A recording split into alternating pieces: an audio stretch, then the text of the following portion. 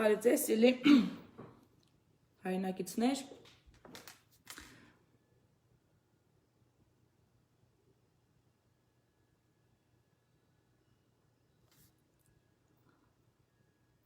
ինչքան փոշի կարածվել է բերանց։ Ինչպես եք, ես ինչպես արդեն խոստացել էի, այսօր շատ հետաքրքիր թեմա է լինելու, այնքան հետաքրքիր, որ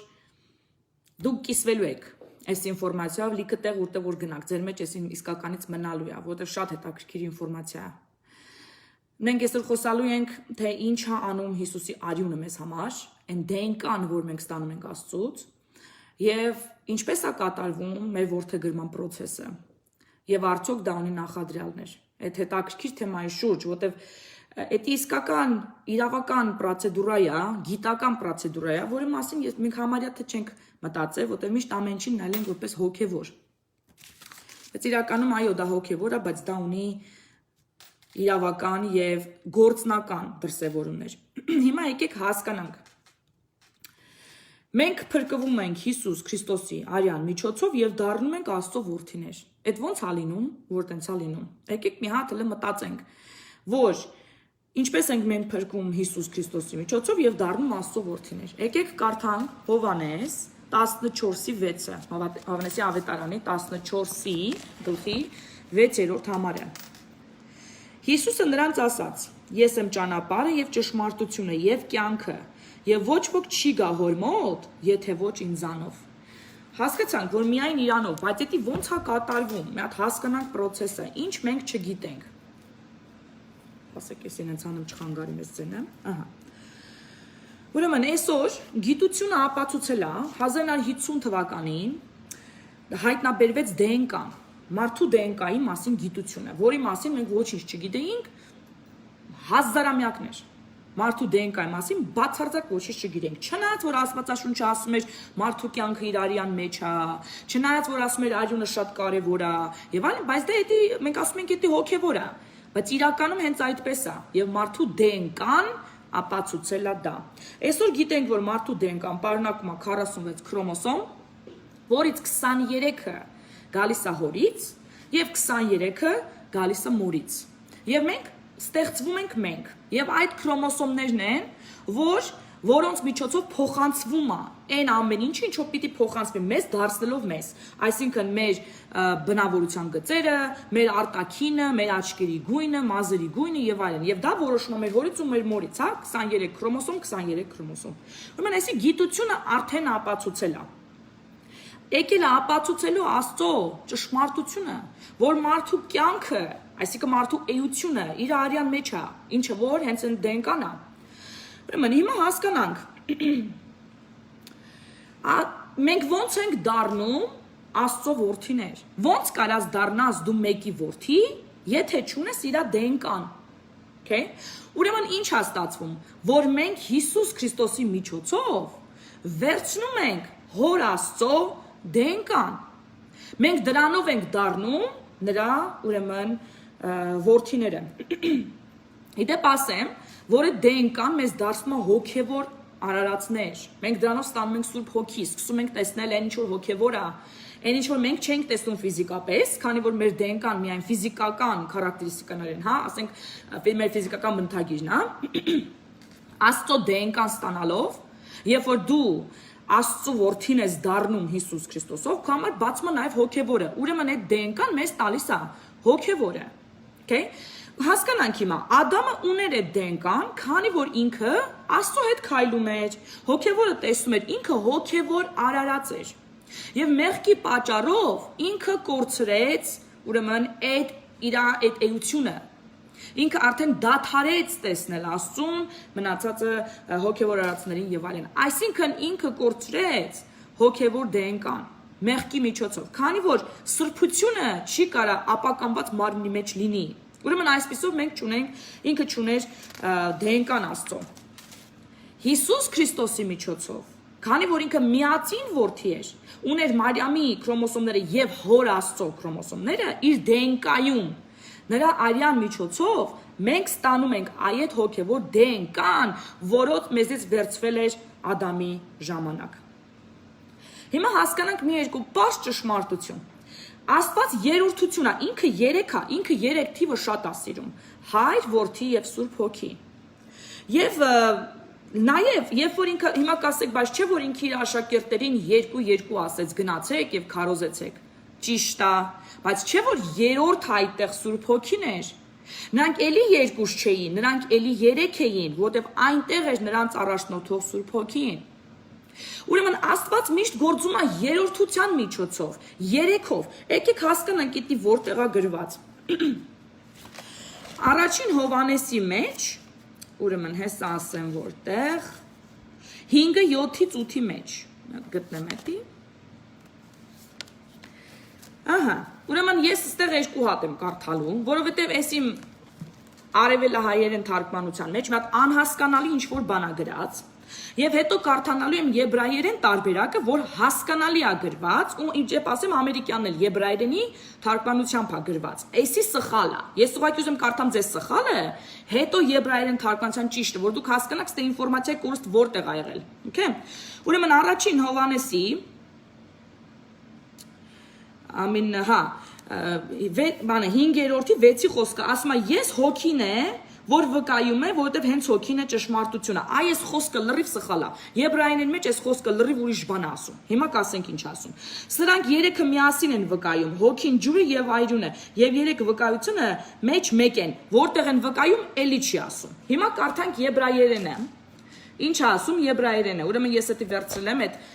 եբրայերեն on-line-ով եմ ես եբրայերենը բացում, ինչ է ասում այստեղ։ Ուրեմն որովհետև 3-ն են, որ երկնքում վկայում են Հայրը, Բանը եւ Սուրբ Հոգին։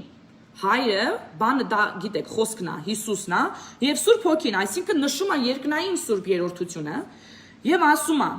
եւ 3-ն են, որ վկայում են երկրում, այսինքն այն որ նշում էր ինքը, երկրում են վկայում,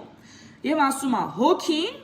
ջուրը եւ այրունը, եւ այս 3-ը միաբան են։ Այսինքն մենք ինչ ենք հասկանում, որ Աստված գործում է երրորդության միջոցով։ Կա 3 վկայություն, դա Հայրը, Որդին եւ Սուրբ Հոգին են երկնքում, եւ կա 3 վկայություն, հոգին, ջուրը եւ այրունը երկրի վրա, որոնք մեր համար են վկայում։ Հիմա եկեք հասկանանք։ Եթե ընդունենք, որ մեր դենկան ունեցել է 3 ճյուղ, ոչ թե 2, հիմա դենկայի նկարը չեմ կարող ձեզ ցույց տամ, բայց մոտարապես հասկանում եք, չէ՞, սենց 2 ճյուղ են, այս սենց այդում են, ու սենց բարակ թելերով իրանք միացված են իրար հետ։ Էդի դենկայի նկարն է, որ այսօր գիտականորեն հանել են։ Այսինքն մենք ունենք 2 դենկա, մեր հորից եւ մորից ստացած, բայց մեր հոգեվորը պակասում է։ Այդ հոգևորը երրորդ ճյուղը, որ կար, որ ուներ Ադամը, հետո կորցրեց եւ Հիսուս Քրիստոսի միջոցով մեզ վերականգնվեց, այդ երրորդը չկա։ Իսկ մենք հասկանում ենք, որ Աստված 3-ի միջոցով է գործում։ Ինքը 3 երրորդություն է սիրում, 3-ով, okay։ Հիմա հասկանանք, այդ երկուսը, եթե 3-ից 2-ն է, որ մենք ունենք, ինչ հաստատվում, որ ինչ որ մի բան մեր դենկայի հետ այն չի, ինչ որ մի բան սխալ է գնացել, ինչ որ մի ժամանակ, որ այսօր աշխարհը այս չարության մեջ թաղվել է։ Հիմա հասկանանք, եթե 2-ը բաժանենք 3-ի, այսինքն 3-ից վերցնենք 2-ը, ինչ թիվ եք ստանում։ Մի հատ փորձեք հենց հիմա կալկուլյատորով ուրեմն բաժանեք։ Ստանում եք ուշադրություն 0.666 թիվը։ Այսինքն անկատարության թիվը, որ հենց մեր դենկայի մեջ է։ Եթե մենք 3 ճյուղ պիտի ունենայինք, ունենք այսօր 2-ը, պակասում այն հոգևորը։ Այսօր մենք անկատարության մեջ ենք, որտեղ այդ թիվը լինում է 0.666։ Okay։ Հիմա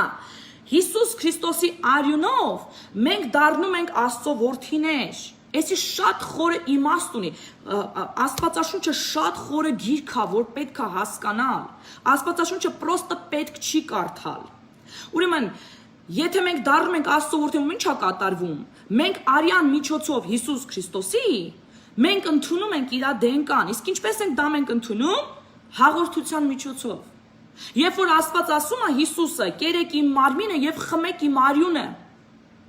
Հիմա կասեք, այս ինչ մարդակերության քարոզ է։ Իմիջիալոց ասեմ շատ մարդիկ այնտեղ մտածում են, ասում են ինչա, իմիջիալոց հрьяաներն են այդպես մտածել։ Երբ որ Հիսուսը ասել է կերեք իմ մարմինը եւ արյունը, ինքը ասել է այդ ինչպես։ Գիտեք ինչի, որովհետև ուտելով մարմին եւ արյուն ասոցացվել է կռապաշտության զոհաբերության հետ, երբ որ իրանց երեխաներին զոհել են ուրիշ աստվածների։ Դրա համար հրեաների համար դա անընդունելի գաղափար էր, ուտել մարմին եւ խմել արյուն։ Բայց ինքը չի ասում դա ֆիզիկական աշխարհում, հոգևորով, այսինքն երբ որ մենք ուտում ենք իր մարմինը եւ խմում ենք իր արյունը, մենք վերցնում ենք Աստծո դենկան։ Ահա թե ինչու է հաղորդությունը շատ կարեւոր։ Հաղորդությունը գոնե ամիսը մի անգամ են անում եկեղեցիներում։ Ես կասեմ ամեն օր է պետք անել։ Ամեն օր պետքա նորացնենք մեր դենկան Աստծով։ Եվ դրա համար այդ հաղորդության իմաստը հասկանալով մենք պիտի անենք։ Որ մենք այդ արյունով, այդ հացով, այդ գինիով ենք մենք դառնում Աստծո դենկան մեր մեջ կրողները։ Եվ դրա համար են այսօր փակվել բոլոր եկեղեցիները, որ դուք չստանաք այդ հաղորդությունը, որ դուք չստանաք այդ DNA-ը, որ դուք չլինեք այդ հոգևոր մարդիկ, որոնք Աստծո որդիներն են։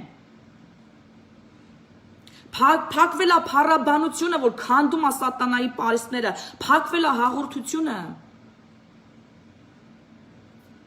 Սա իսկական հոգևոր կռիվ է։ Սա արդեն անզեն աչքով երևացող հոգևոր կռիվ է ձեր դեմ, ձեզնից յուրաքանչյուրի դեմ որպես Աստծո որդիներ։ Դրա համար հավաքվեք դուք, եթե եկեղեցում չկա այդ հաղորդությունը, դուք հավաքվեք, խոսքերը կարդացեք այդ խոսքերը Աստվածաշնչից, հասկանալով իմաստը, կերեք այդ հացը, խմեք այդ գինին։ Որպեսզի Աստծո դենկան ձեր մեջ վերցնեք այս ծանր ժամանակներում հոգևոր պայքարից առաջ, հոգևոր մեծ պայքարից առաջ ձեզ զինաթափում են։ Դրա համար ես այսօր այս հաղորդումը անում եմ, որպեսզի մենք բոլորս հասկանանք հաղորդության կարևորությունը, մեր որդեգրման process-ի կարևորությունը, Աստծո արյան կարևորությունը մեր հոգևոր պայքարի մեջ։ Հիմա ժողովող 4:12-ի մեջ գնացեք կարդացեք։ Ասում է, չէ որ 3 տակ թելն էլ հեշտ չի կտրվում։ 3 տակ թելը, 2-ը հեշտ է կտրվում, 3 տակ թելը հեշտ չի կտրվում։ Իսկ գիտեք որն է 3 տակ թելը։ 3 ճյուղով ձեր դենկան,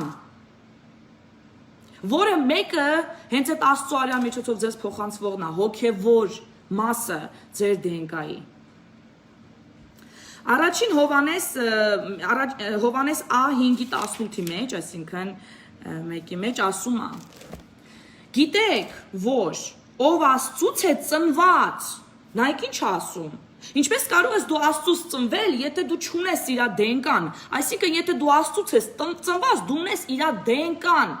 Այլ տարբերակ չկա, գիտությունը դա արդեն ապացուցել է։ Ուրեմն լսեք ինչ ասում Հովանեսի A5:18 խոսքը։ Գիտեք, որ ով Աստծուց է ծնված,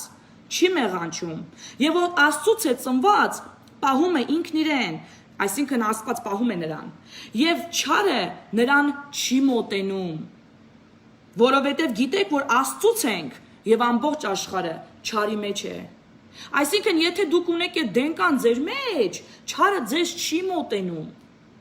Այդ դրա համար է հաղորդությունը շատ կարևոր, այդ դրա համար է կարևոր, որ այն անընդհատ ընդունեք ձեր մեջ։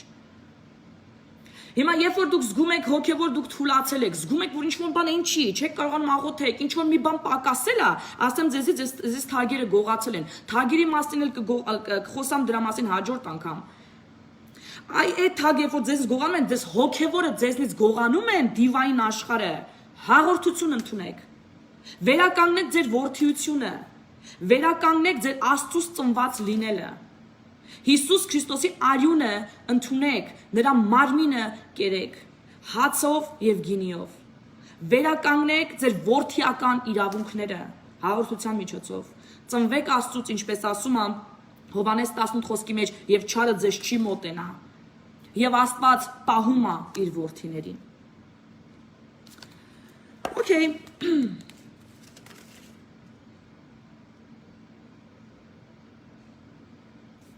Ուրեմն այս խոսքի մեջ 5:18 խոսքի մեջ ամեն մյուսով 5:7-8-ի մեջ որ ասում է եւ երկրի վրա վկայողները որոնք են որ նոր կարդացինք ջուրը հոգին եւ արյունը այսինքն այս երեքն են վկայում ձեր Աստծո որդու լինելը արյունը հասկացանք դենկայով հոգին հասկացանք դա Սուրբ Հոգու ներկայությունն է ձեր մեջ որ վկայում է որ դուք Աստծո որդիներ եք Եվ երրորդը դա ջուրն է, ջրով մկրտությունն է։ Այն չեմ ասում, այն թիթիզ միթիզ մկրտություն է, որ եթե մեզ այդ լվացվում ես, երես այդպես բան ես անում, լվացվում ես, առանց հասկանալու ինչ ես անում։ Ես խոսում եմ ջրով մկրտության մասին, այնպես ինչպես մկրտվեց Հիսուս Քրիստոսը, այսինքն ամբողջովին ջրով միջ մտնելով եւ բարձրացվելով գիտակցաբար, ոչ թե որպես երեխա, որ ոչինչ չի հասկանում, մտցնես տաշտը հանես, այլ որպես մեծ մարդ, ամբողջ մարմնով ջրի մեջ մտնել, մկրտվել եւ դուրս գալը, որովհետեւ դրա իմաստը գիտեք որն է, որ դուք վկայում եք, որ դուք Հիսուս Քրիստոսին ընդունում եք որպես ձեզ Տեր եւ Թագավոր, որ դուք դառնում եք իր թագավորության անդամ, որ դուք մեռնում ու թաղվում եք ջրի մեջ, որպես ֆիզիկական մարդ եւ ծնվում եք որպես հոգեվոր մարդ Հիսուս Քրիստոսի արյունով։ Եվ այդ օրվանից դուք մտնում եք Հիսուս Քրիստոսի շնորհքի տակ, որով դուք ստանում եք ապաշխարություն, ներում եւ փրկություն։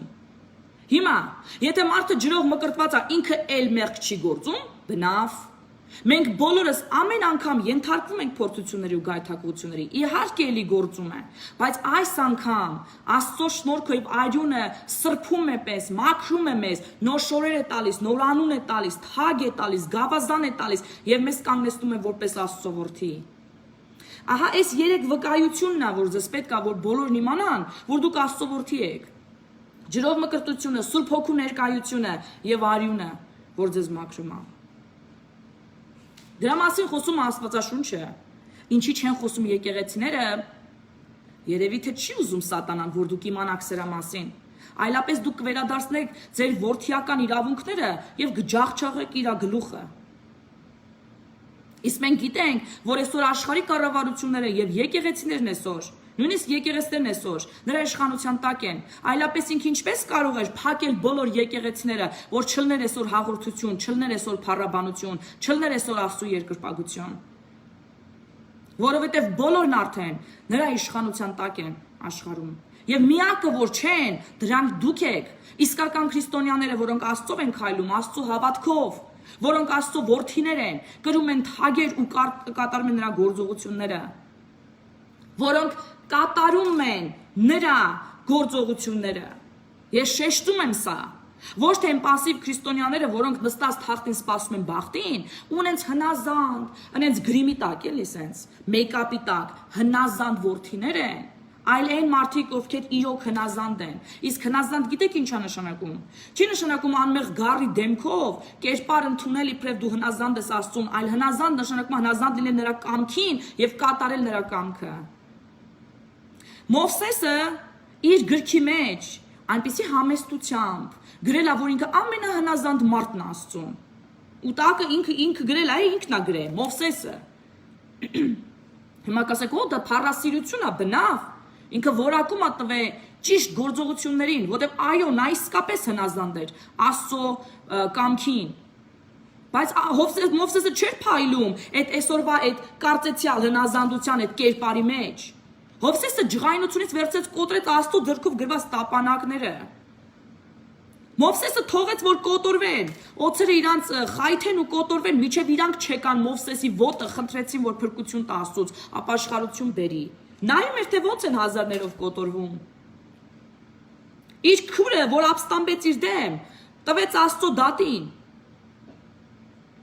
Այն մարդիկ, ովքեր ապստամբեցին իր դեմ, հողը բացվեց կուլ տվեց նրանց, իրենց երեխաների հետ։ Եվ Մովսեսը չհագավ այդ անմեղության կերպարը, «Ո Աստված իմ, խնդրում եմ, ես բարության կերպար եմ, հնազանդ եմ»։ Ոչ, նա ընդհանրապես հնազանդվեց Աստծո պատվիրաններին։ Հիմա կասեք, բայց դա չէ որ 5 կտակարանի մեջ էր, նոր կտականում ամեն ինչ փոխվել է։ Մենք պետքա բարի լինենք, մենք պետքա սենց, մենք պետքա կատարենք Աստծո կամքը։ Նոր կտակարանի մեջ է, երբ որ քրիստոնյաները հավաքվում իրենց ունեցվածքը ծախում էին, ես հիմա չեմ հիշում, ես որտեղ չէի պատրաստել էսի ասեմ, էսի ուղղակի հոգին այն առաջնորդում, որ ես էսի ձեզի ասեմ, որպեսզի դուք հասկանաք իսկական հնազանդություն ինչ է նշանակում։ Բայց ես սրա մասին անպայման կասեմ, խոսքերով կբերեմ, կասեմ։ Երբ որ փող են բոլոր իրանց ունեցվածքը ծախում են, բերում են ընդհանուր այդ առաջին քրիստոնեական եկեղեցիներում, առաջին քրիստոնյաների ժամանակ, այնտեղ երկու հոգի են լինում, ամուսիններ, որոնք իրանց տունը ծախում են, փողի կեսը բերում են, կեսը չեն բերում ու ասում են էսա մեր ամբողջ ունեցվածքը։ Ու պատկերացնում եք, Աստված իրան սպանում է հենց եկեղեցու մեջ։ Սկզբից կնոջը, սկզբից ամուսուն, հետո կնոջը, սուտ խոսալու համար։ Հիմա կասեք, օ, ինչպիսի դատ, գիտեք ինչն էր դրա դատը։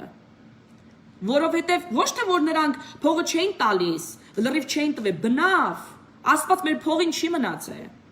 Բայց նրանք խափելով եկեղեցուն ուզում էին ցույց տային, որ իրանք կաթոլիկից կաթոլիկ են, որ իրանց նման հավատացյալ չկա։ Որտեւ այն մարդիկ, ովքեր իրոք իրանց ունեցվածքը ծախել տվել էին, իրանց գովում էին, իրանց մեծարում էին, իրանք իրոք սրտանց մեծ քայլ էին արել Աստծո համար։ Եվ դա պարտադիր չէր, դեմ ասեմ, դա պարտադրված էլ չէր։ Մարդ իր կամքով էր անում։ Բայց իրանք ուզում էին ներկայացնել, որ իրանք իրանց կամքով անում էին դա, եւ դա իրանց ամբողջ ունեցածն փորձում էին խափել Աստծուն։ Այսինքն ձևանալ սուրբ ու աստվածապաշտ, երբ որ իրականում այդպիսին չէին, ու այդպիսիններին այդպիսի դատ է հասնում։ Սա մեզ ինչ է ցույց տալիս։ Հեսա մեկը գրել է Անանիան եւ Սեֆիրան։ Այո, սա մեզ ինչ է ցույց տալիս, որ չպետք է ձևանանք բարեպաշտ, այլ պիտի լինենք բարեպաշտ։ Որ պիտի չձևանանք, որ մենք սենց անմեղ գար, սենց ամեն ինչ սուրբ, դա գրիմա։ Գրիմը ընդամենը դուք իրոքը տենց պիտի լինեք։ Էությամբ, իսկ ինչպես դա լինել։ Հնազանդվել Աստծո կամքին, անել այն ինչ որ քեզ պատվիրում է, կատարել այն առաքելությունը ինչ որ քեզ տվել է, քայլել իր խոսքի համաձայն, քարոզել Աստվածաշունչը, բերել բարի լուրը, ապաշխարել, ներել։ Այդ է հնազանդությունը։ Ու այս իմ թվարկած մարդկանցից ոչ մեկ անմեղ գառնուկ չի եղել։ Ով էր անմեղ գառնուկ, Պետրոսը, ով էր անմեղ գառնուկ, այսօր Մովսեսը, Դավիթ թագավորն էր անմեղ գառ, որ քանի պատերազմներ տարավ ու հաղթեց։ Այս բոլոր մարդիկ ուղղակի Աստծո կամքը կատարող մարդիկ էին։ Դրա համար իրանց սիրել էր Աստված եւ ընտրել էր նրանց որպես լիդերներ։ Այդ դա է հնազանդությունը, ոչ թե սուտ բարեպաշտությունը։ Լավ, այս թեմայից շեղվեցինք, մենք խոսում ենք Աստծո արյան մասին եւ մեր որդեգրման process-ի մասին, ճիշտ է, ճիշտ է։ Ուրեմն դրա համար հաղորդությունը շատ կարեւոր է, որ դուք վերցնում եք այդ դենկան եւ ես նաեւ էլի եմ ասում, չեմ ընդունում, որ խոսում ու ասում են առանց մկրտության չենք տալի հաղորդություն։ Եկեղեցիներ կան այսօր, հենց մեկը հայկական եկեղեցին է տենց ասում, հենց մեկը ուրեմն ավետարանչական շատ եկեղեցիներն այդպես ասում, ես դա չեմ ընդունում։ Դա իմ հավատքն է։ Ես դա ինչի չեմ ընդունում, որովհետև ընդունելով հաղորդությունը դու որպես հոգևոր արարած ձևավորվում ես ու դառնում ես Աստծո որդի, ու քեզ ավելի հեշտ է լինում հաղթահարել փորձությունները եւ զորանալ Աստծո գիտության մեջ, հասունանալ հասնել Հիսուս Քրիստոսի հասակին, ինչպես ասում է Աստվածաշունչը։ Իսկ մկրտությունը դա ընդամենը վկայություն է, որ դու բոլորի առաջ վկայում ես, որ դու քո կյանքը տալիս ես ուրեմն բանին Հիսուս Քրիստոսին։ Եվ միջալուց ասեմ, մկրտությունը միայն մի տարբերակով, գիտեք, քանի մկրտություններ կա Աստվածաշնչի մեջ նշած։ Մենակ գիտեք Սուրբ Հոգովն ու ջրովը, բայց այնտեղ լիքը մկրտություններ կան։ Ու դարձնել ջուրը բոլորից գերակա եւ ասել, եթե դա չունես, չես կարող Աստծո դենկան ընդունել, ես սա համարում եմ մեղք։ Ես սա համարում եմ փակել Աստծո ճանապարհը, որ գործի մարդու մեջ, իր հաղորդության միջոցով, իր դենկայի միջոցով։ Ես չեմ դատավորը, Աստված է։ Տենց են գտնում եկեղեցիներ, թո տենց վարվեն։ Ես ինքս տենց չեմ գտնում։ Ես գտնում եմ, որ առաջինը Աստծո հաղորդությունն է կարևոր, որ մենք ստանանք այդ դենկան ու փոխվենք որպես հոգևոր արարածներ, որպեսզի կարողանանք մենք կատարենք այն առաքելությունը, որ մեզ տալիս են, որտեղ երբ որ դու դառնում ես Աստծո զավակ, դժոխքն է քո դեմ արձակվում, որ քեզ նորից հետ կապի ստրկության մեջ, մեղքի ստրկության մեջ, անհավատության ստրկության մեջ, աթեիզմի ստրկության մեջ։ Դրա համար մենք պիտի զորանանք խոսքով ու դառնանք Հիսուս Քրիստոսի հասակին, այսինքն իմաստուն, այսինքն խոսքը իմացող, հնազանդության մեջ քայլող, Աստծո կամքը կատարող, որտեղ ինքը ինչ արեց Հիսուս Քրիստոսը, կատարեց հոր կամքը։ Մենք էլ այդպեսին պիտի դառնանք։ Ուրեմն օքեյ, հասկացանք, արյունով մենք դառնում ենք որդիներ, այսինքն գենետիկորեն, այսինքն կենսաբանորեն Պրոցեսը գործընթացը այսպես է, որ մենք դառնում ենք Աստծո որդիներ Հիսուս Քրիստոսի արյան միջոցով, հասկացանք։ Բայց ո՞նն է դրա իրավական գործընթացը։ Ո՞նց է կատարվում մեր որդեգրման պրոցեսը։ Որովհետև միայն արյունը չի, չէ՞ որ մեզ որդիներ է սարքում, նաև իրավական process կա, որ մեզ որդիներ է դարձնում Աստծո։ Ուրեմն շատերը չգիտեն, բայց հին Հռոմում այն ժամանակները եղել է մի հատ որդեգրման process։ Էսի պատմությունից է մեզ հայտնի։ Ինչ են արել։ Երբ որ մեկին որոշել են ընդունել, որպես որդեգրել, process-ը դատա իրավական սենց է եղել։ Ուրեմն գնացել են դատարան։ Դատարանում բերել են այս մարդու փաթեթը։ Ուրեմն ամեն մարդ իր փաթեթն ունեցել, որտեղ գրվել է այդ մարդու արած բոլոր ռեկորդները, ոնց որ այսօր մենք էլ, չէ, գնում ենք դատարան, քրակ, բան ենք, ինչ որ հանցագործություն են գործում, էս ենք անում, ենք անում, մեր ինֆորմացիան գրված է, չէ, այդ փաթեթի մեջ։ Մենք ունենք ծննդական, որտեղ ենք ծնվել, ովքեր են մեր մայրը, մեր հայրը, որտեղ ենք ապրում, ինչով ենք զբաղվում, այս ամենը մեր ուրեմն այդ փաթեթն է։ Ունենք criminal record, այսինքն հանցագործություններ են կատարել, այդ բոլորը գրված է մեր մասին։ Այն ժամանակ էլ ա եղել այդպիսի process, որը ամեն մարդու վրա եղել է փաթեթ։ Ու սենց ռուլոն ա եղել, այն ժամանակում ոնց էր եղել պապիրոսները, չէ՞։ Այդպես ռուլոն ա եղել, որի վրա գրվել է մեր անունը, եւ գրվել է այն ինչ որ մենք արել ենք, ու այն ինչ որ մենք ենք, մեր մասին ամեն ինֆորմացիան։ Ուրեմն բերել են դատարան այդ ինֆորմացիան, եւ բերել են մի հատ ուրիշ փաթեթ, մի հատ ուրիշ ռոլոն պապիրոս, որի վրա գրված է եղել մեր նոր անունը, որով մենք որդեգրվում ենք, այսինքն այդ մարդու նոր անունը, այդ դատական process-ն եմ, հա, բացատրում։ Բերել են իր հինը, որտեղ իր հին անունն է գրված ու իր ամբողջ գործերը, եւ բերել են նորը, որտեղ իր այդ հին հռոմեական պրոցեդուրա է, իրավական պրոցեդուրա, կարա Google անեք, կարդաք դրա մասին։ Եվ բերել են նորը, որտեղ գրված է այդ մարդու նոր անունը ու դատար կա եղել, մաքուր։ Հետո ինչ ա եղել երկրորդ քայլը 7 վկաներ եկել են ու վկայել են, որ այս մարդը որդեգրվում է այս ընտանիք։ Ես վկա եմ։ Իրանք գրվել են որպես վկաներ այդ առաջին երկրորդ թղթի մեջ։ Okay։ Եվ ինչ են արել, եւ երբ որ այդ մարդը որդեգրվել է, նրան տվել է նոր անուն, այսի դատական process-ում, հա, դատարանում։ Այն հինը բերել են մի հատ թաց խալի, հիմա կասեք ես ինչ, բայց պատկերացեք շատ հետաքրքիր պրոցեդուրա է։ Բերել են մի հատ թաց խալի, ու այդ հին այդ ռեկորդը այնքան են քսել այդ թաց խալուն, որ ջնջվել է դրա վրա լրիվ ինֆորմացիան։ Նայեք, հին ռեկորդը չեն վառել, հին ռեկորդը չեն ոչնչացրել, այլ քսելով խալուն ջնջել են նրա վրա գրված ամեն ինչը։ Եվ այդ մարդը դառել է էս մի մարդը, որով ինքը որդեգրվել է։ Հիմա նույն process-ը մեզ համար է կատարվում երկնքում։ Երբ որ մենք ընդունում ենք Հիսուս Քրիստոսի արյունը, մենք գնում ենք դատարան, մեզ տրվում է նոր անուն եւ ջնջվում է այդ մեր ռեկորդները, ինչ որ եղել է նախկինում, ինչ որ արել ենք, ինչ որ եղել ենք, ինչ որ բնավորություն է եւ այլն, ամեն ինչը ջնջվում է եւ մենք դառնում ենք նոր մարդ։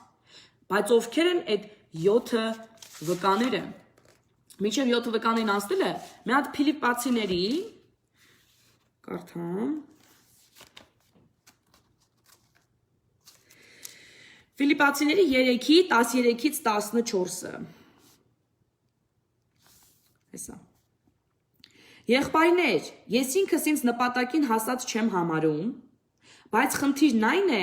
ուշադիր, որ ետևում մնացածները մոռացած, այսինքն այն հին ռեկորդը արդեն ջնջված, ձգտում եմ դեպի իմ առջև եղածները, ուշադիր վազում եմ աստվածային կոչմանս նպատակակետին, էսի էս թազա ռեկորդնա, okay, Քրիստոս Հիսուսով։ Այսինքն ստե նույն process-ն է նկարագրում Պողոսը, որ ինքը հինը մոռացած, որովհետև չկա այն հին այլևս, ջնջվել այն հին այլևս, ինքը նոր նպատակի, Քրիստոսի նպատակի, առաքելության նպատակի համար է ապրում եւ այս նորի մեջ գրում է իր բոլոր գործերը։ Ահա Հիմա ստեղ կհարցնեք, այնենց բաներ եմ ես ձեզ ասում, որ ձեր համար սաղիթ համար շոկային ինֆորմացիա է, որտեղ սրա մասին չեն խոսում։ Իմիջիայլոց այն նախկին այդ դատան դալիճի մասին, որ գրել էի, շատերն էին եկել ասում, ո՞յս ինչ հեքիաթներ ես պատմում, ես չէ՞ որ Աստվածաշնչից եմ ասում։ Այն ինչ որ գրված է, եթե մարդիկ ուզում են չտեսնել, դա իրանց խնդիրն է։ Ես տեսնում եմ ու ձեր հետ կիսվում եմ, թե դուք կընդունեք էսի, թե չէ, դա էլ ձեր խնդիրն է։ Ստե պարտադրողական ոչ մի բան չկա, ես ձեզանից չեմ փորձում չգիտեմ, իմ նմանակը սարքեմ, բնավ, ես ձեզ ուզում եմ իսկական Աստծո որդիներ դարձնեմ, ու ձեզ տալիս եմ այդ ինֆորմացիան, թե հիմա դուք կընդունեք, թե չէ, դա ձեր խնդիրն է, դուք ունեք ազատ կամքի իրավունք, վարվեք այնպես, ինչպես ճիշտ եք գտնում։ Իմացեք ինչ է ասում, ու վարվեք այնպես, ինչպես ճիշտ եք գտնում։ Որովհետև էլի այդ ձեր ընտրության պատասխանը էլի դուք եք տալու, ես չեմ տալու, ես իմ ընտրության պատասխանն եմ տալու։ Ինձ ոստե պարտադրողական բան չկա բնավ, եթե դուք ստե պարտադրված եք եկել լսում, խնդրում եմ հեռացեք իմ եթերից։ Ես ձեզ չեմ պարտադրում։ Ինձ պետք չեն հետևորդներ, ես հետևորդներ եմ հավաքում Հիսուս Քրիստոսի համար։ Ինձ պետք չի հետևել, Հիսուս Քրիստոսին հետևեք։ Ես ընդամենը ձեզ տալիս եմ այն սերմը, թե այդ սերմը կաճի ձեր մեջ, թե չէ, դա էլի իմս չի, ես չեմ դա անողը։ Աստված ինքը կջրի կմեծացնի, երբ որ ճիշտ հող լինի։ Իսկ ճիշտ հողը ճիշտ սիրտ ունենալն է։ Իսկ եթե դուք Աստծո զավակներին արհամարում եք, նրանց դեմ խոսում եք, նրանց չեք ընդունում, դա ձեր խնդիրն է։ Դրա պատասխանը միևնույն է դուք եք տալու, չէ՞ որ Աստծո զավակների որդիների դեմ խոսացողը հոր դեմ է խոսում։ Ստեղ էլ է ընդունված էդի։ Միմա, մեր ժամանակներում էլ է էդի տենց։ Այնց որ դուք ինչ չեք ասում, դուք Աստծուն եք ասում, որ ես չեմ ասում, ես Աստծուն եմ ասում, ես ձեր դեմ չեմ ասում։ Դրա համար ես Աստծո որդիների հետ հարցեր ունենալուց խուսափում եմ։ Որովհետև ես Աստծո հետ եմ գործ ունենալու։ Եթե Աստծո որդիներից մեկի մասին ես մի հատ չոր կամ թթու խոսք ասեմ։ Դուք եք տենց պետք է վարվեք, որտեղ դուք Աստծո դեմ եք մեղանչում եւ կորցնում եք ձեր որդիական իրավունքները այդ պարագայում հոր դեմ խոսալով։ Դրա համար պիտի ապաշխարեք ու վերականգնեք այդ իրավունքները։ Հիմա ովքեր են այդ 7 հոգիները, հիմա անենց բաներ եմ ասելու, որ դուք կարող ասեք, այս ինչ հա խոսում։ Այդ 7 հոգիները Աստծո 7 հոգիներն են, որոնք իդեպ ունեն գույներ եւ ամեն մեկը մի նպատակի է ծառայում։ Այսի հայտնությունն է շատ լավ մեծ քարոզիչների կողմից արված, ինչպես նաեւ Աստվածաշնչում գրված, որոնց մասին էլի չեն խոսում։ Մենք գիտենք մենակ Սուրբ Հոգի է։ Սուրբ Հոգին գահի վրա է, նա երրորդության անձ է։ Բայց 7 հոգիները Սուրբ Հոգին չեն։ Որտեղ ենք դրա մասին կարդում։ Եկեք կարդանք։ Հայտնություն 4:5-ի մեջ։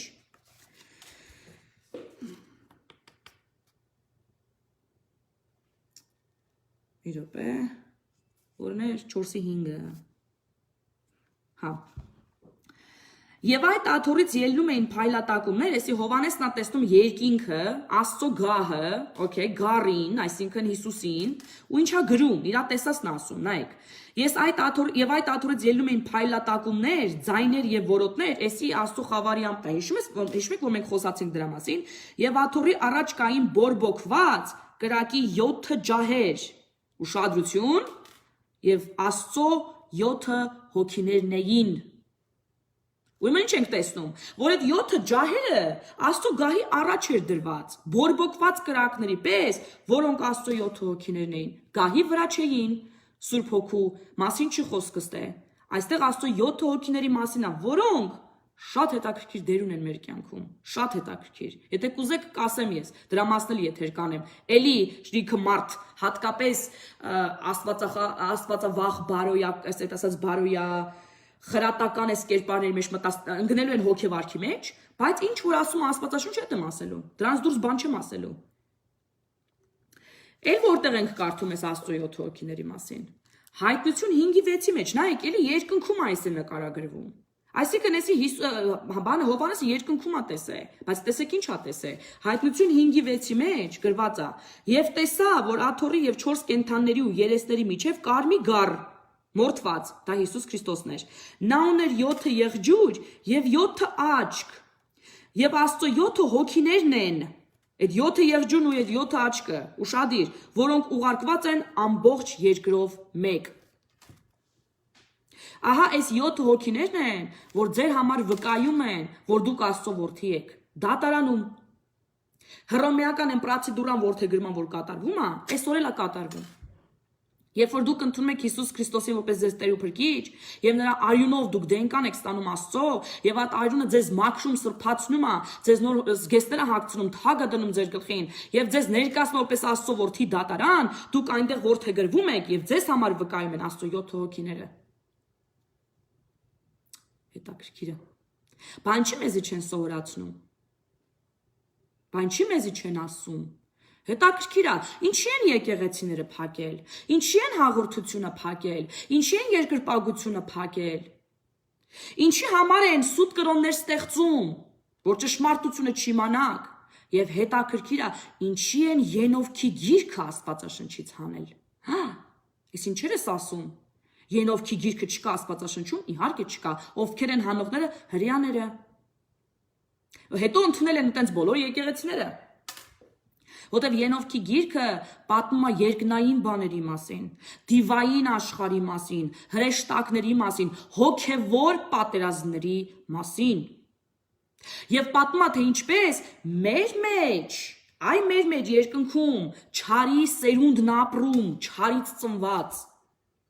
որոնք երբեք Աստծո զավակներ չեն եղել եւ դատապարտված են մահվան հենց իրաց ծնված օրվանից։ Չարի սերունդը,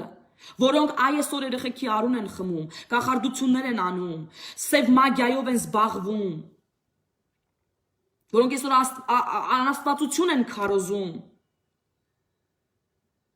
Ու Ենովքի գիրքը հանված է Աստվածաշնչից։ Որտեղ քրիստոնյաները վախենում են իմանան ճշմարտությունը։ Վախենում են տեսնեն ինչա կատարվում հոգևոր աշխարհում, հոգևոր պատերազմների մասին։ Իդեպ, որին կանչված են պատերազմելու։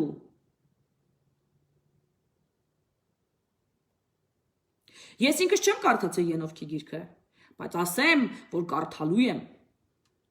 Կարդալու եմ ու դրա մասին եթերել եմ անելու։ Անկախ նրանից ին վրա ով է հարձակվելու։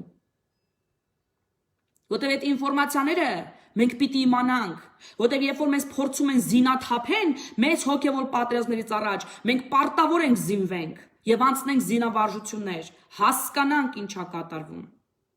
Վերականգնենք մեր որդիական իրավունքները, ընդունենք Աստծո դենկան, մտնենք Աստծո դատարանները։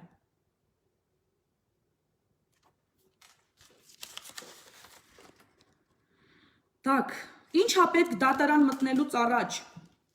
Ես անցած անգամ որ խոսեցի, ուրեմն Աստծո դատարանի մասին, շատերն էին այնտեղ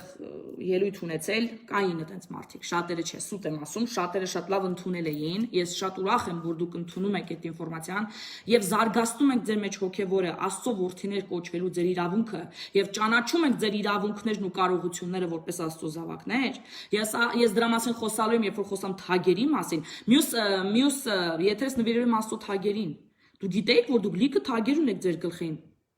Ասեմ ավելին, ձեր գլխից այն գողանում են դիվային ուժերը։ Բա, կալոդ են հավաքում ձեր թագերի, տանում են դժոխք ու ձեզ զինաթափում են։ Մի քանի տեսակի թագեր կան, որոնց մասին խոսում է Աստվածաշունչը։ Իդեպ այդ թագերը մեր Աստվածաշնչի մեջ ուրեմն թարգմանվել են որպես պսակներ, բայց դրանք թագեր են։ Հին կտակարանների մեջ դրանք թագեր են, ոչ թե պսակներ։ Եվ այդ թագերը մեզ դարձնում են թագավորներ, ու մենք ունենք գահ։ Հա, ես ինչ ես ասում։ Մենք ունենք գահ, մենք ունենք թագեր, բա, պատկերացնում եք։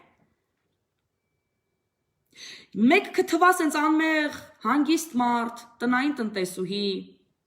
որը Աստվածաշունչա կարդում, աղոթում է, բայց եթե դուք նրան հոգևոր աչքերով նայեք, ձեր առջև կարող է կանգնած լինի մի հատ հզոր թագուհի, որ գլխին ոչ թե մեկ, այլ 100 թագ ունի, ու իրանից սարսափում են դիվային ուժերը, որովհետև ֆիզիկականը հոգևորը չի, դուք ֆիզիկական աշխարհում այն չեք, ինչ որ դուք կաք հոգևոր աշխարհում, ու դրա համար ձեր համար փակում են վարակույրները, որ դուք չճանաչեք ձեզ որպես հոգևոր աշխարհի հզոր գեներալներ, թագավորներ ու քահանաներ։ Դրա համար փակում են ինֆորմացիան, եւ դրա համար եկեղեցում այսօր ծեծված նույն քարոզներն են կարդում։ Օ դուք փրկված եք Հիսուսի անունով, դուք պետք է ապաշխարեք, բայց որ պիտի պայքարի դուրս գաք հոգևոր աշխարհում, ձեն ու ծպտուն չկա։ Բայց որ դուք 9 շնորհքները պիտի ունենաք Սուրբ Հոգու, բուժեք, հրաշքներ գործեք, լեզուներով աղոթեք։ Չկա։ Շատ եկեղեցիներ չեն էլ ընդունում, ասում են դա եղել է, հիմա չկա, տենց բաներ չկա հիմա։ Ինչի համար են դա անում։ Որտեղ իրանք էլ չգիտեն, այ դրա համար են անում։ Որտեղ իրանք շատ քարոզիչներից ոչ մեկ երկնային հարթության մեջ չկա։ Որտեղ իրանց գիտությունը, իրանց հավատքը մենակ այս գիտության մեջ է, ու վсё, անգիր արած, զուբրիտ արած խոսքերի, որոնց մեջ հոգի չկա, Սուրբ Հոգի չկա, հայտնություն չկա։ Իսկ գիտություն առանց հավատքի մեռած գիտություն է։ Դրա համար էլ այսօր 30 տարվա հավատացյալներ կան, որ գնում են եկեղեցիներ, ու միջև այսօր իրանց քարոզիչ, իրանց տակդիրներն է փոխում, իրանց պամպերսները եկեղեցում, որովհետև մնացել են այդ մանկահասակ բեյբի վիճակում։ Միջև հիմա պամպերս են հագնում։ Ու երբ որ իրանց մասին սենց բաներ ես խոսում, իրանք ասում են, «Ես ինչ ես ասում։ Ես 30 տարվա քրիստոնյա եմ, այսպեսի բաներ չեմ լսել»։ Էով է մեղավոր։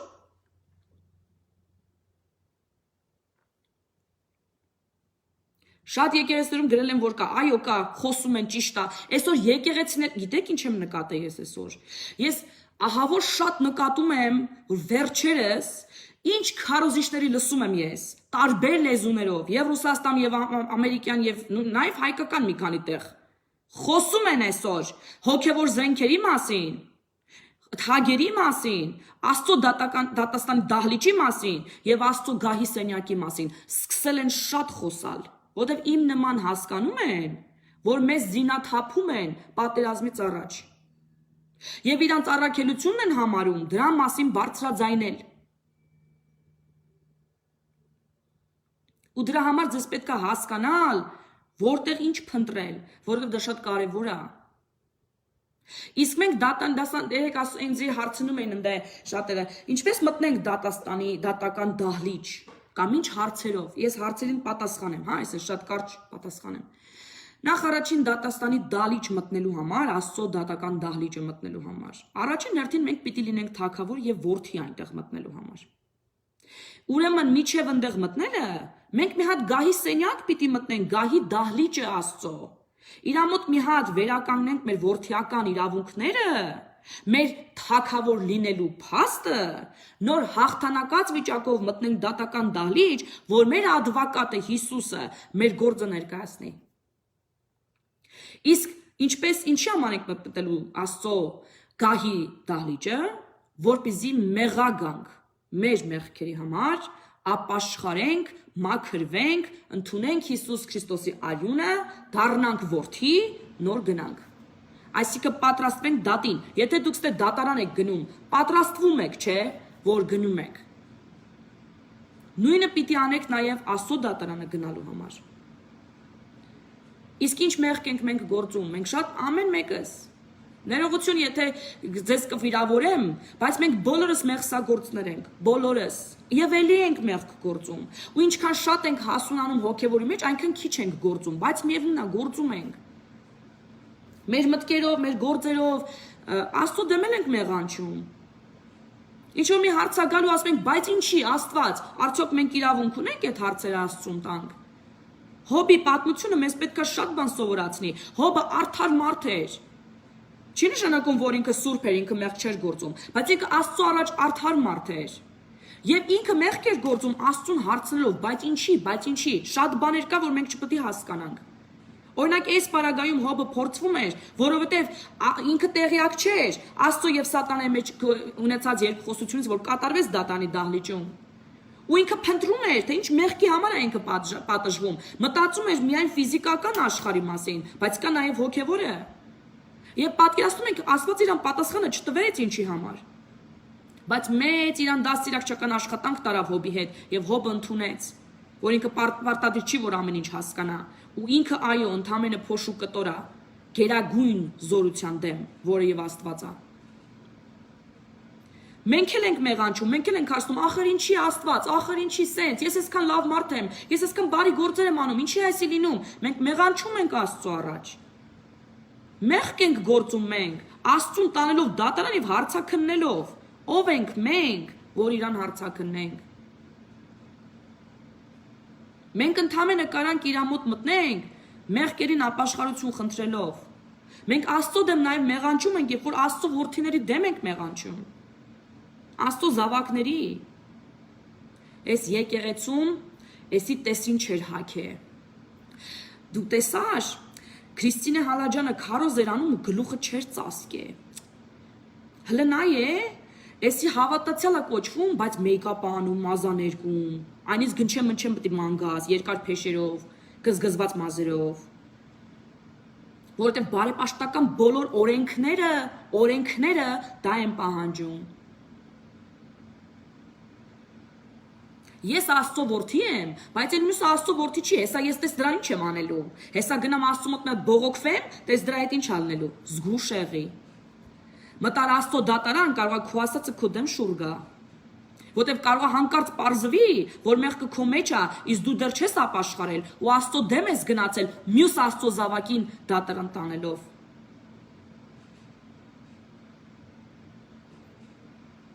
Դրա համար մաքրվել է պետք։ Աստծո զավակներից հեռու մնացեք։ Իրանց հետ մի բռնվեք պայքարի, որովհետև նրանք Աստծո պաշտպանության տակ են եւ ցանկացած նրանց դեմ որևիցե մեղք Աստծո դեմ է գործում։ Եվ դրանով դուք կորստում եք ձեր որդիական իրավունքները եւ ձեր որդի լինելու փաստը Աստծո հետ, իսկ այդպիսի մարդկանց շատ հեշտ են կոտրում։ Մենք պիտի շատ զգուշ լինենք, շատ, ես չեմ ասում բոլորի հետ, որտեվ կա նաև չարի սերունդ աշխարհի վրա։ Եվ դրանց դեմ գառը պիտի չլինես, այլ հակառակ այռուց պիտի լինես։ Սատանան մեզ համոզել է, որ մենք գառներ ենք, իսկ ինքը այռուց, ինքը գալու է մեզ հափշտակելու, մեզ խեղդելու, մեզ վերացնելու։ Այնինչ իրականում մենք ենք այռուցները։ Չէ՞ որ Հիսուս Քրիստոսը Հուդայի այռուծն է, իսկ դու Քրիստոսի պատկերը քո մեջ կրողն ես, այսինքն այռուծ ես։ Եվ հոգևոր աշխարհում դու պիտի մռնչաս ու Աստծո կամքը կատարես, ու ոչ միայն հոգևոր, այլ նաև ֆիզիկական աշխարհում, որ դու գառ չես, այլ այռուծ։ Դու գառ ես Աստծո զավակների մեջ, հնազանդության գառ, բայց աշխարհում դու այռուծ ես։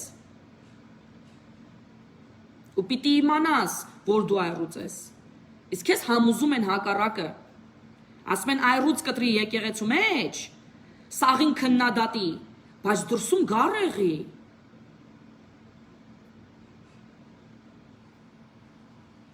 Մկրտվելու մասին արդեն ասեցի։ Քրիստինե ջան, մկրտվելու մասին չկասեք։ Ձեր մկրտությունը ընդհանրապես հաստատում է, որ դուք ձեր կյանքը տվել եք Հիսուս Քրիստոսին, ընդունում եք իրան որպես ձեր Տեր ու Փրկիչ, եւ դա վկայություն է ալամ աշխարհի, որ դուք մեռնում եք ձեր ֆիզիկական կյանքով, այսինքն ձեր այդ նախորդ կյանքը մեխում եք խաչի վրա, ձեր ինֆորմացիան ջնջվում է այդ ձեր մասին հավաքած այդ դասիեից, այսպես ասած, եւ դուք սկսում եք նոր կյանք Հիսուս Քրիստոսի մեջ, որտեղ դուք ունեք Աստծո որդի կոչվելու իրավունք։ Էդ է մկրտությունը։ Կարևոր քայլ է, իհարկե, բայց հաղորդությունը ավելի կարևոր է, իմ կարծիքով։ Որտեղ մկրտությունը կարա լինի մի քանի ձևով, Սուրբ Հոգու միջոցով, Խավարի ամպի միջոցով, Հիսուս Քրիստոսի անունի միջոցով, մի քանի մկրտության ձևեր կա, որոնց մասին էլ կխոսամ, եթե կուզեք, մկրտության տեսակների մասին, եւ որտեղ դրանց մասին ինֆորմացիա գտնել Աստվածաշնչում։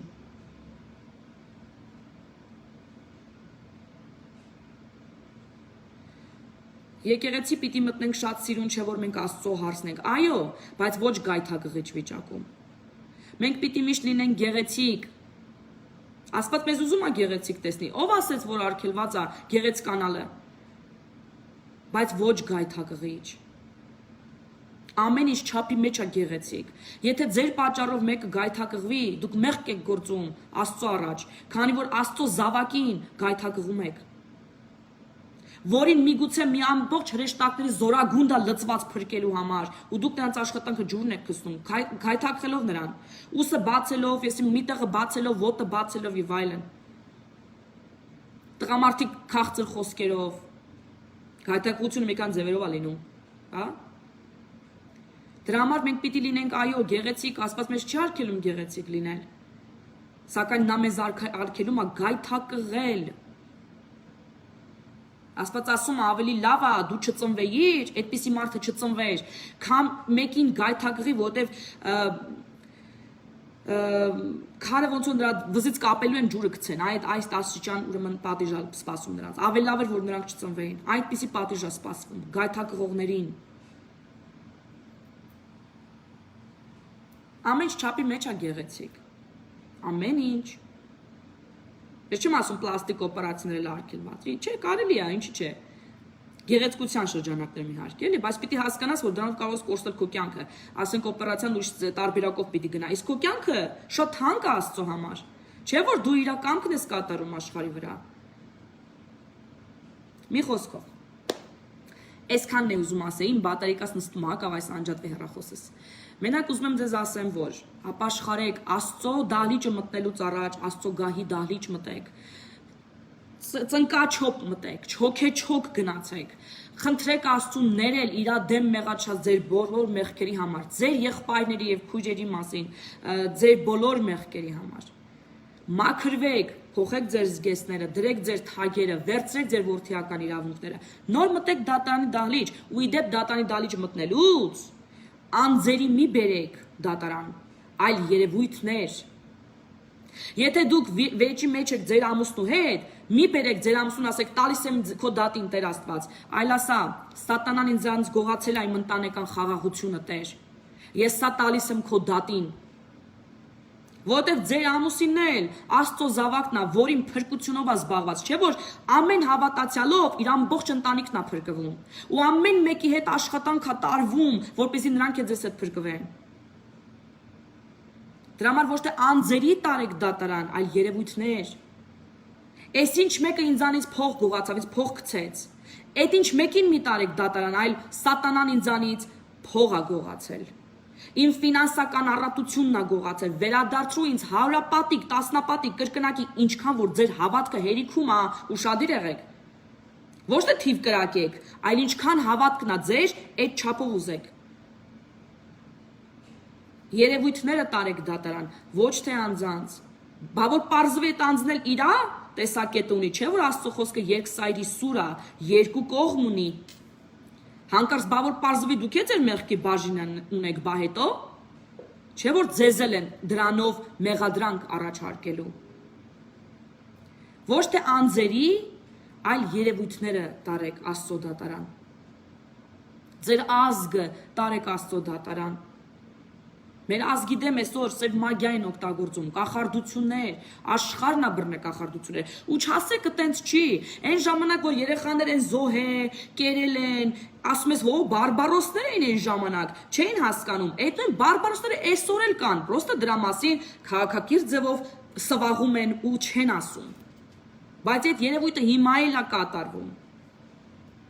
Կախարդությունները աշխարհ է բռնել։ Աֆրիկայի կախարդությունը աշխարհ է բռնել։ Դրա համար Աֆրիկան այսօր ամեն աղքատ մայրցամաքներից մեկն է, որ ստրկության են իրանց վաճառել, աղքատությունը ջուր չունեն ու հազարներով մեռնում են, որովհետև աշխարհի ամենակախարդություններով ամենաշատ զբաղվող քաղաքները Աֆրիկայում են։ Այն ազգը, որ սկսում է կախարդություններին տեղիք տալ, կախարդների մոտ գնալ, գուշակների մոտ գնալ, սև մագիաներով զբաղվել, ես իմիջ դատապարտված աղքատության, հիվանդության, ավարյաների, ու շադիր նայեք ինչ է կատարվում Հայաստանում։ Վերացրեք կախարդությունը ձեր մեջից, որպես ազգ, որպես ժողովուրդ, որպես երկիր, որպես համայնք, աղոթեք ձեր քաղաքների համար, ձեր քաղաքը տարեք դատարան։ Աստված իմ կախարդությունով բռնել է իմ երկիրը, իմ քաղաքը, իմ համայնքը, իմ ընտանիքը, իմ երկիրը, իմ ազգը։ Այդ երևույթը տարեք դատարան։ Հիվանդությունները տարեք դատարան։ Ձեզնից առողջություն է գողացել սատանան, էդի տարեք դատարան։ Ձեր երեխաներին, էդի տարեք դատարան։ Ձեր երեխաները այսօր բռնված են թմրանյութերով, ալկոգոլիզմներով եւ այլն, տարեք դատարան։ Ոչ թե ձեր երեխաներին, այլ երևույթը, որտեղ սատանան ձեզանից է ձեր երեխաներին գողանում։ Երևույթի դեմ պայքարեք, որովհետև մարդիկ չեն ձեզ վնասողը։ Ինձ այսօր որ գալիս են հայհոյում են, իրանք չեն։ Իրանց ետևում կանգնած ուժերն են։ Այն տերերը, որոնք իրանց ծառայում են, որոնք իրանք ծառայում են, այդ տերերն են, իմ թշնամիները։ Ես անձերի չեմ տանում դատարան, ես տանում եմ երևույթները եւ սատանային։ Ցուցակ գրեք։ Ինչի համար եք դուք ուզում պայքարեք, բայց առաջին հերթին ապաշխարեք, Աստծո գահի սենյակի տեղը գթեք, մտածեք, ապաշխարեք, մաքրվեք, ամեն մեղքը ինչ որ ձեր առաջ կբերի սատանան Հիսուսի արյունով, ներկեք, հիշում եք անցած անգամ ասեցի, մտովի, պատկերացրեք։ Հիմա կասեն, «Օ, երևակայական բաներ ես ասում, երևակայություն պիտի բան անեն»։ Ցույց տան, մի րոպե սպասեք, ես իմ հեռախոսը չարջի դնեմ, հակավ այս անջատվի։ Իսկ ես մի կարևոր բան եմ ուզում ասեմ։ Մի րոպե։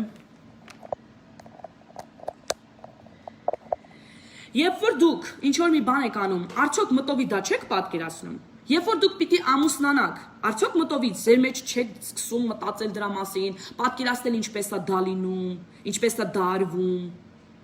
Երբ որ ինչ-որ բիզնես եք ուզում դնեք, օֆիս պիտի բացեք, արդյոք մտովի չեք պատկերացնում, ինչպեսին պիտի լինի այդ օֆիսը, ինչպեսին է դա լինելու։ Այսինքն ձեր երևակայությունը sense դրած աշխատացնում եք, չէ՞։ Ու եթե այդ պայմաններում դուք կարաք աշխատացնեք ձեր երևակայությունը, ուստի նաև կարող եք ձեր աչքերը փակել եւ երևակայել ձեր բոլոր մեղքերը, եւ ինչպես է կային Հիսուս Քրիստոսի արյունով ներկում, որ չերևան։ Եվ այդ վարժությունը անընդհատ արեք։ Ինչ որ ձեր առաջ կբերի սատանան, փոխանակ մտնեք մեղքի տակ, կուչ գաք մի անկյուն, չուզենաք էլ Աստվածաշունչ կարդաք, որտեղ ձեզ անարժան եք համարում, չուզենաք ինչ որ գործ անեք Աստծո համար, որտեղ ձեզ անարժան եք համարում, հակառակը հաստատ կանգնեք որպես այռուց եւ սկսեք այդ մեղքը ներկել Հիսուս Քրիստոսի անունով, հետո փառաբանեք Աստծուն, որտեղ իրանով է որ դուք փրկված եք։ Եվ դրանից հետո նոր գնացեք Աստծո դատարան։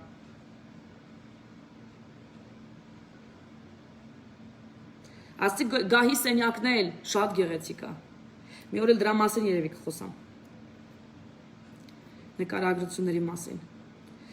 Մի խոսքով Աստված օրհնի ձեզ, բացի ձեր միտքը, բացի ձեր սիրտը, որ դուք ընդունեք ճշմարտությունը, որ ձեր մտքով հասկանաք ճշմարտությունը, որ ճանաչեք իսկական կենդանի Աստծուն, ոչ թե Աստծուն, որի մասին գրված է, ու որպես հերոս պիտի կարդաք իր մասին, այսօր Վարդան Մամիկոնյանի մասին էլ է գրված։ Դուք կարաք ընդամենը կարդաք, բայց ուրիշ բան է, երբ որ դու շփվում ես Վարդան Մամիկոնյանի հետ, չէ՞։ Դու մարդու մասին կարաս կարդաս եւ կարաս մարդուն ճանաչես։ Ճանաչելն ու կարդալը նրա մասին նույնը չի, ճանաչեք Աստծուն։ Դուք կարող Աստծուն ավելի շուտ ճանաչեք, քան թե նրա մասին կարդաք, որովհետեւ դուք տեսնեք նրա ձեր կյանքում ունեցած իր ներկայությամբ։ Հրաշքներ, որ ինքը ձեր համար գործում է, խոսքեր, որ ինքը ձեզ տալիս է, ճանապարհներ, որ ձեր համար հարթում է։ Այդ ամեն ինչ Աստծո ներկայությունն է ձեր կյանքում, ճանաչեք Աստծուն։ Կանչեք նրան ձեր կյանք։ Այնքան կանչեք, որ նադայլ անեք Աստծուն։ Ինքը սիրում է, երբ որ իրան անդադ փնտրում է։ Ինքը նույնիսկ առակ է դրա մասին պատմել։ Որ մի կին գնում է, մի այրիկին գնում է անդադ դատարան, ու իմիջիալոց կոռուպացված դատավոր է լինում, չի ուզում արդարություն անի, բայց այնքան այս կինը գնում, ասում է, կարող է ես չամաչեմ Աստծուց, կարող է ես չամաչեմ մարդկանցից, այսքան անարդարություն գործելու համար, բայց այս կնգանից յան տալու համար, ավելի լավ է անեմ իր դատը արդար ձևով, թող ինձանից յան տա։ Ինչ է ձեզ ասում Աստված։ Եկեք իմ մոտ, փնտրեք ինձ, այնքան փնտրեք, միջև ասեմ արք ես, տալիս եմ։ Այդ տենց փնտրեք Աստծուն։ Ոնց որ կփնտրեք առաջին սերը, ոնց որ կփնտրեք, չգիտեմ, մի հատ հարազատ մարդու, այդ տենց փնտրեք իրան։ Կանչեք իրան ձեր մոտ, աղոթքներով։ Շատ է ձեզանից ֆիզիկապես չեն կարող գնան Աստծո դատարան։ Էդի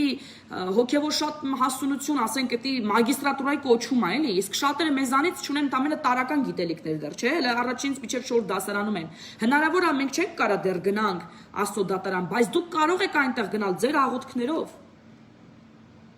Աղոթքներով արեք այդ ամենը, աղոթներով մաքրեք ձեզ, աղոթներով գնացեք, այնքան հասունացեք, մինչև արդեն կարողանաք գնալ այդ դատարանները։